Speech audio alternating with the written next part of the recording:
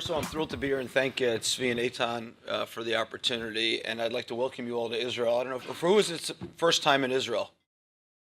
Wow, well, you're going to have a lot of fun and enjoy it. Make sure you go out in Tel Aviv tonight, but sleep well so you can tour Jerusalem tomorrow. You'll get the fun today and the interesting tomorrow.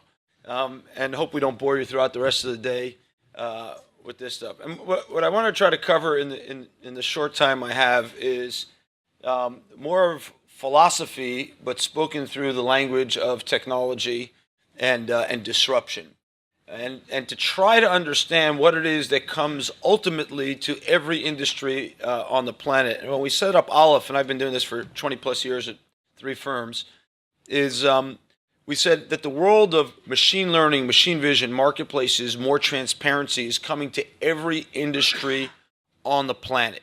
Everyone, it's all changing.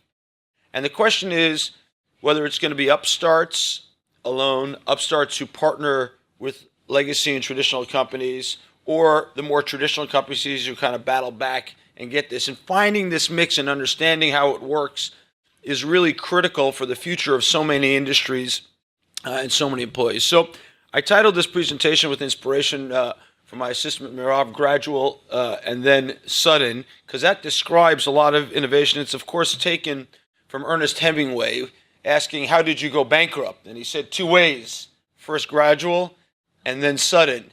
And that's a pretty good description of what happens when technology kind of, comes at you and it hits a tipping point, as Malcolm Gladwell so well described, or eats from the bottom, as Clay Christensen, the Harvard professor, described. You kind of don't see it coming on you, and it's going, and then you see a little chink in the business, and then boom. And it happens, and that's what I want to talk through. And I start with this slide. I think it's the single most important theory that's been put forth about what's going on today in the world of what they call technology, but you'll excuse me, I'm going to call it the inversion of the economic model from supply-driven to demand-driven. This is written by Ben Thompson. He has a blog called STRATECHERY, which is the best $100 I spend every year on content. And it's called aggregation theory. And I'm going to take 2 minutes to describe it before I go into the full 5 principles, because I think it's an organizing principle. And that is, in today's day and age, you have frictionless aggregation of customers, or you can achieve frictionless aggregation of customers. When you aggregate that demand, you can then push it and force it on the supply. That's point 1. Meaning, if I control the users, Facebook, I can enforce my will on news publishers. If I control traffic for search, read Google, I can force people to write their websites for my bot. And how do I aggregate those customers? Generally through a beautiful and wonderful user experience. I understand Romain talked about this earlier this morning. And that's kind of point 1. Point number 2 is Jim Barksdale once said there's only 2 kinds of business models, bundling and unbundling. But in a lot of these bundled versions where I control the demand, the profits flow to the top. And that's another critical point of this. And that's, in a nutshell, aggregation theory. I encourage you to drive deeper. And that is the first of what I call the 5 principles of what is changing our world right now. One is aggregation theory. Aggregation theory, aggregation in general, and the upstarts, which we'll talk more about, drive real behavioral change over time. Remember, gradual and then sudden. You have this accumulation of customer expectations that happens that actually changes behavior. To put this in perspective, how we think about behavioral change. So I'm flying off to the States tonight. I have to give another talk tomorrow in Utah, of all places. Utah, on just about the exact opposite of what we're talking about. It's about identity and virtual reality. And I need insoles for my shoes. I didn't think of going to the drugstore here. I went to Amazon and having them meet me in my hotel. That's a behavioral change that you wouldn't have thought of even 15 years ago. And so that's point number 2. The third one is technology is not created equal. We talk about technology if it's one thing, but there's actually 2 types of companies. There are companies who employ technology for productivity use, and we squeeze a lot of those gains out. And then there are companies that are fundamentally built on a technology substrate, technology infrastructure, and their mindset is technological. And those are different businesses even when they're serving the same types of customers. The next one is what I call OPEX versus CAPEX. So much of our economy is moving to OPEX versus CAPEX. We just don't call it that, right? So even Airbnb is OPEX versus CAPEX on some, right? Nobody sat down and said, oh, I'm going to build another room in my house for an Airbnb. They had a room on their house, and let me use it for OPEX. And Amazon Web Services is OPEX versus buying the servers, which is CAPEX. And WeWork, which I'll talk about in a second, is OPEX versus CAPEX. I'm not going to build out my office. I'm going to buy a membership in a place that supplies me as a service my physical and communal needs. And then the last piece of this, which you'll excuse me, I think is actually very, very poorly understood, is that some types of technology, not all types of technology, drive systemic change in the cost makeup of an industry. We have technology that improves cost. That's not the same thing.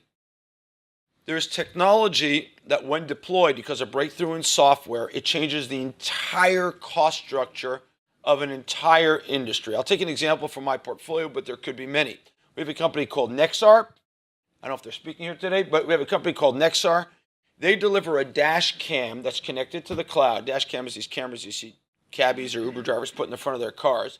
It basically operates on the phone and software. And that is a $30 dash cam. They can actually give a $30 dash cam away for free because the competitive product is $700. That is not a price improvement. That's a price disconnect that changes the economics of the industry. And you have this in many places. We'll talk about one soon. And these are what I think are the 5 principles of our changing economy. We'll take a quick look at retail because I think it's instructive. I don't need to read you the history. You can read that, but we're almost 100 years into the supermarket. We're almost 80 years into this thing called 7-Eleven. And we are over 50 years into the first Walmart.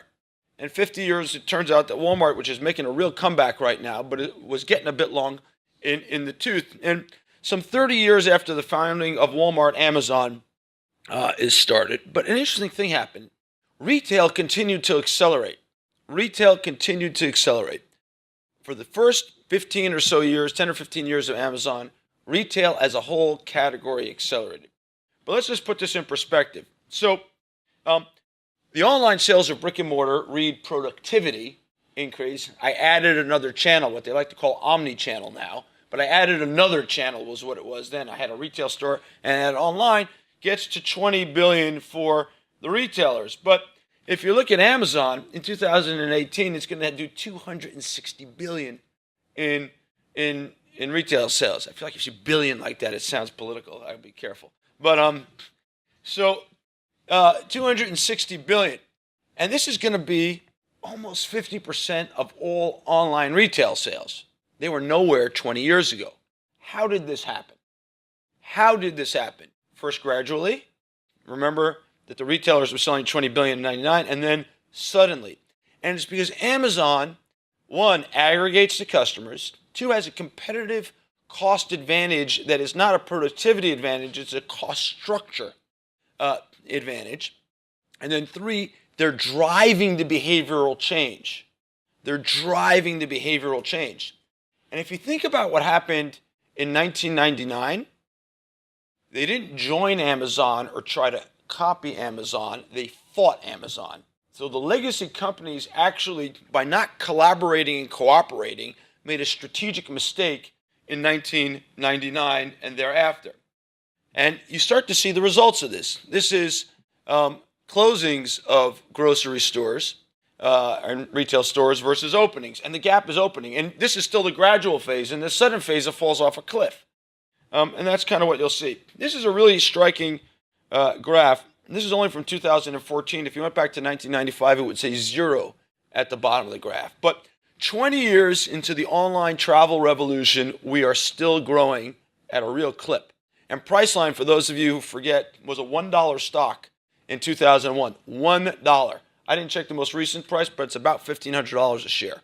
It was $1 in 2001, 17 years ago. And this continues unabated. Now, what you might take away from this is that it's easier, it's faster.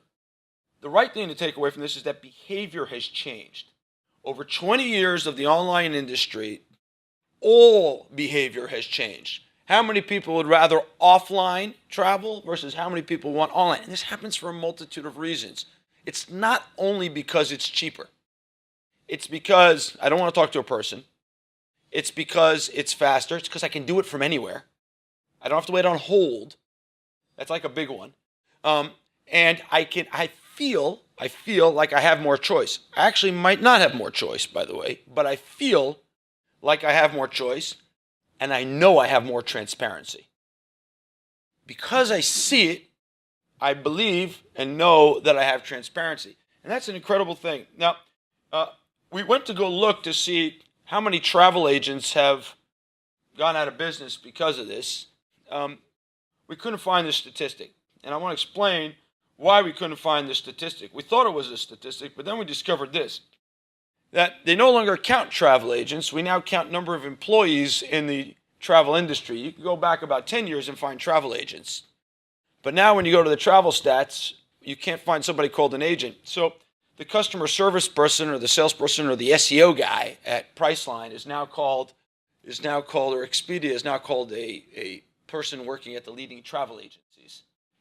And these are the leading travel agencies, by the way. And you'll notice 2 of the top 4 did not exist 20 years ago. Expedia and Priceline. 2 of the 4 largest travel agencies, but they're not agencies, in the world did not exist 20 years ago, including the number 1. It's a stunning statistic.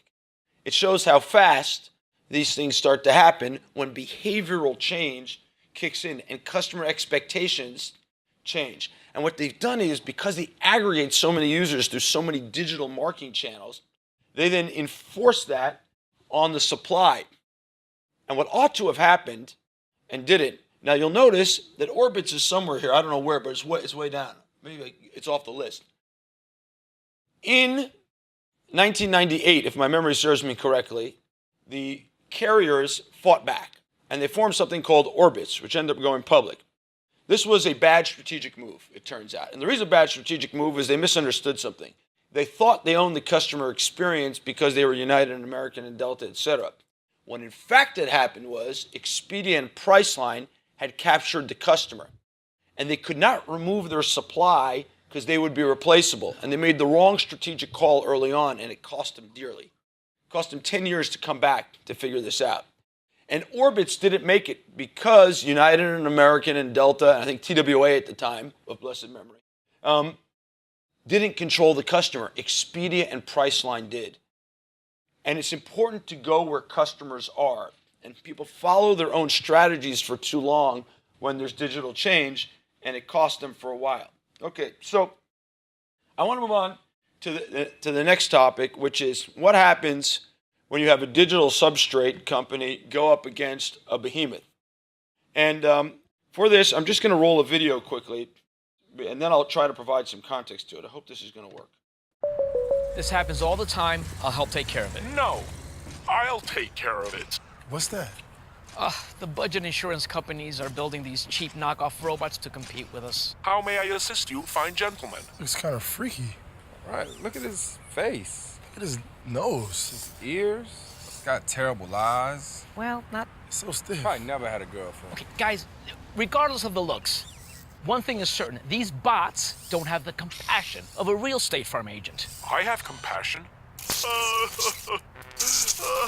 Chill, we cool. I am so sorry for your automobile.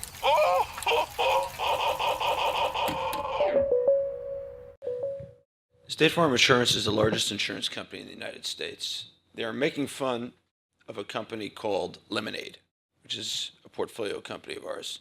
The founder happens to be Tzvi's brother. Think about Orbitz. Remember I showed that online travel is preferred by 85% of users. Customer expectations have moved on. They don't want to wait on hold. By the way, the number 1 comment on the YouTube video of this ad is, I've been on hold for 30 minutes with a State Farm agent, get me a bot. I'm going to leave aside the bullying that's implied by this. I'll leave aside the fact that they hired 2 NBA stars and another TV star for $50 million on an ad campaign to go attack a bot, or a digital company that has 300,000 customers compared to State Farm's tens of millions.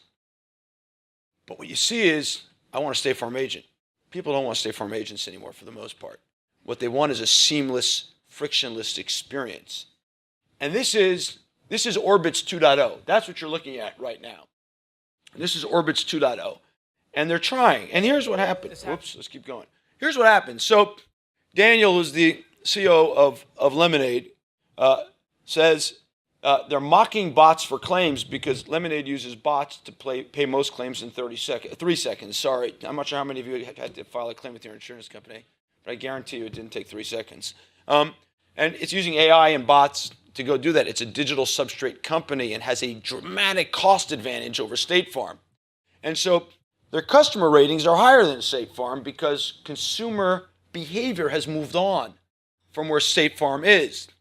And Ashton Kutcher weighs in, that you got this 2 cool basketball players and a bullet and nobody cares. Really, people don't care because consumer expectations have moved on from the agent, moved on from the basketball player. And you tried something, an attack ad, and it backfired. And in fact, Lemonade then paid to promote the ad on Google, Facebook, and YouTube because it actually served their purpose. Nobody did a better job than State Farm in describing what exactly I want. I don't want you to spend my premium dollars paying for James Harden and Chris Paul. I much prefer that you use it to service me with technology.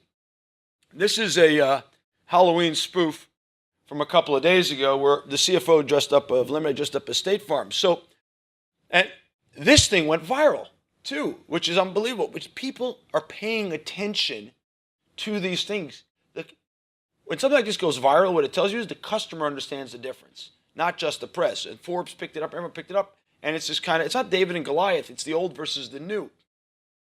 And instead of joining up and being a part of it, which for example is what Munich Re, as an example, has decided to do, or Berkshire Hathaway, when you fight these, you kind of know what the end result is. We've seen 20 years at this point.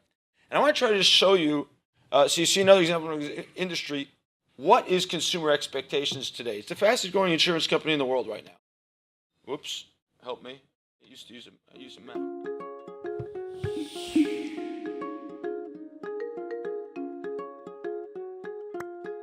So fast.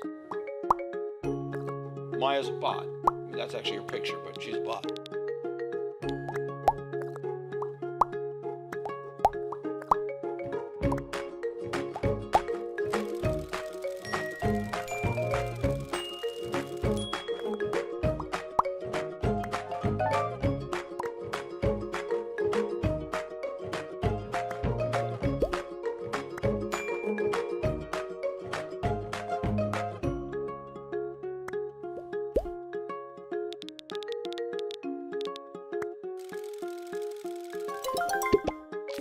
No one other than my wife can put in her credit card that fast, but.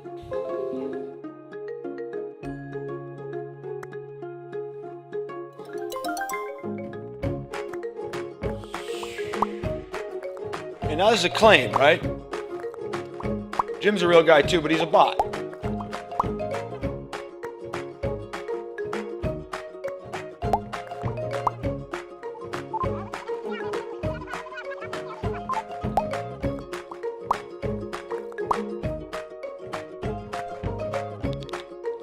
And 30% of claims are paid out in 3 seconds or less. That's how good the fraud detection's gotten.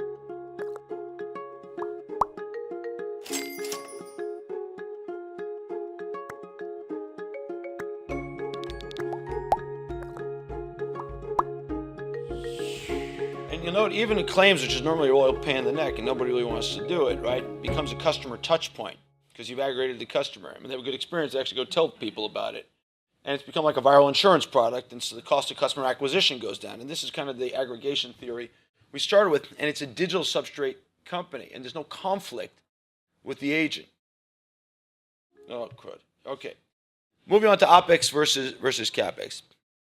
I put the things at the top because what you understand from this is that everything is becoming a service. So Stripe is credit card payments as a service that any developer can take just an API off and put it in their code, and you're a credit card processor. And Amazon Web Services, instead of buying your servers, you just fire up an instance on Amazon Web Services. And Twilio is voice as a service. Take the API, and I got voice embedded in my websites, etc.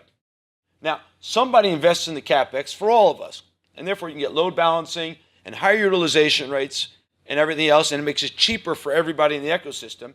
And the viral factor is the more people who use the service, the lower the cost is for everybody. So by providing it as a service, I'm actually driving costs down. So I'm incentivized to bring my friends on and go do it because it actually helps me. And the point I want to make at the bottom is by having shared services, I enjoy flex capacity. Again, by having shared services, I enjoy flex capacity, less upfront investment in CapEx. Not just less upfront investment in CapEx, less pain when I need to pare back employees in CapEx. Right? So you don't just think about the way up, you also have to think about the way down, which is an inevitable kind of layer of cost gets layered into businesses. So the thing that happens in these cases is that Amazon or one of the shared services providers ends up driving, whether we all like it or not, it ends up happening, the customer expectations. And this is in retail, but the point is the same, which is I need 1 hour delivery now. I need one click.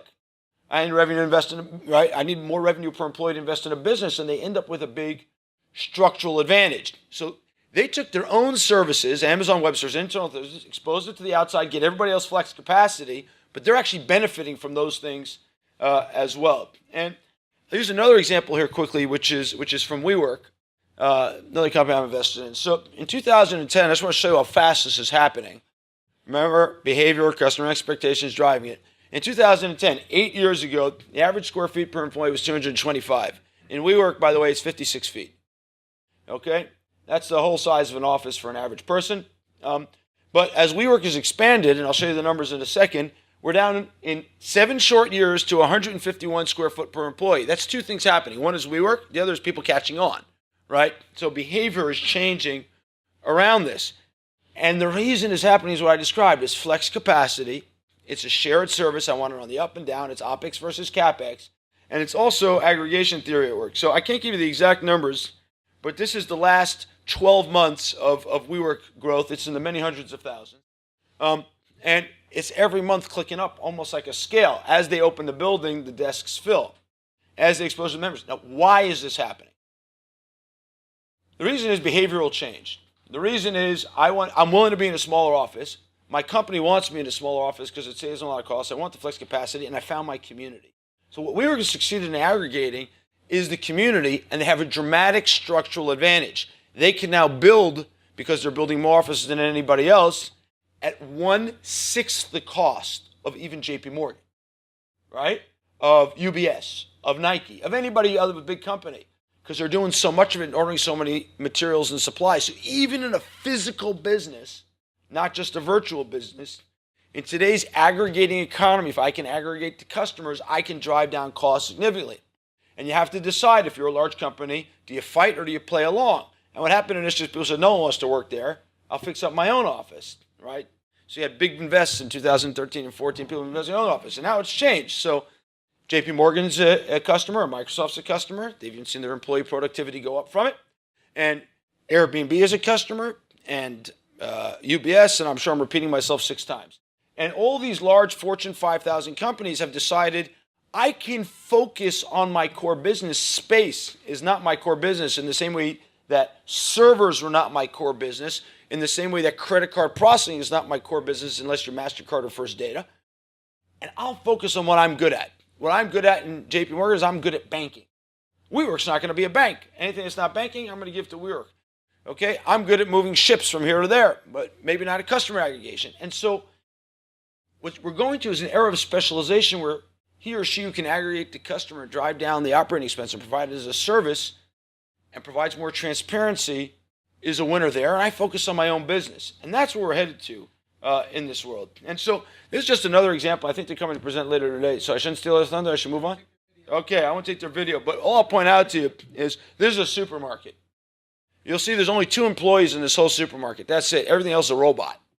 Now, that's interesting in of itself, and they'll explain to you why that's interesting, but it can process the same number of orders as a supermarket 5 times the size. Now, why is that?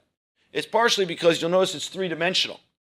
So if you're a human being, we only see up to somewhere between 5 feet and 6'2", right? But if you're a robot, you can scale the ceiling. They're not afraid of heights, and they're taller, or can be taller. And so the utilization of space and providing this as a service is a dramatic innovation in the retail space. And you need to decide, for example, I'm making it up, if you're Fresh Direct in New York, or you are Trader Joe's or something like that, whether your business is in providing the front experience to the consumer or doing the back-end logistics. Question to somebody who's got 3D capacity and robots instead of people who work overtime. And so, I'll try to move on here. Okay. And I want to use one last example, which is transportation. I was joking, we talked about Mayor Bottoms before, but I was joking, I was at this conference of mayors where I delivered a reasonably similar talk, but focused on transportation, where I said people forgot what the job of the city is. People think the job of the city is to put taxi cabs on the street. That's actually not the job of the city. The job of the city is to provide or enable fast transportation from point A to point B. And it's not, people don't care if it's trains, buses, cabs, scooters, or mopeds. And but cities have been in the business of licensing taxi cabs. And then came Uber with a disruptive model. Now think about what Uber did. Uber did two really simple things. It provided transportation as a service. It aggregated the customer. That's what it did. And because of that, it got utilization up dramatically higher than any other type of transportation, which drove costs down. It's actually pretty simple, and you can plug and play it into every city because the user experience was so good. Open the phone, open the app, say, I'm here, I got to go there. And that's the whole thing. I'll put my hand up, wait in the street, get my feet wet. Nothing like that, and I walked out of my building. And that drove user behavior. Now, the taxi cabs chased them with their own apps. I think that's a bad decision. They would have been better going on Uber's app, as the case may be, because the taxi drivers would have made more money. But they fought it instead of not, and now taxi cabs are begging City Hall for help. And that only lasts so long. Politicians change over much faster than customer expectations do, which are going only in one way. So here's what you see. The customer expectation has moved on. And what happened was, ride hailing has moved on, and rental cars, not just ride hailing. Remember, transport, I got to get from point A to point B. Do I go to an airport and rent a car? I haven't rented a car in I don't know how long. Anyone rent a car here in Israel? You might, because there's no Uber. But people, I don't rent cars anymore in San Francisco. I don't pay for parking. I don't wait. Just open my Uber app and I go. I got to get from point A to point B. And not only that, but I'll take Uber Pool to save $8 and see if I can find someone interesting to provoke about an interesting conversation in the car. And it's become a communal experience. And this has moved on. Now, here's the really interesting thing. So this is a graph of mopeds versus e-bicycles. If you walked around Tel Aviv last night, you see electric scooters and electric bikes everywhere. This is like an electric scooter and bike city. So much so it's like a public health crisis. The doctors are worried that people are falling off these things. But look at this.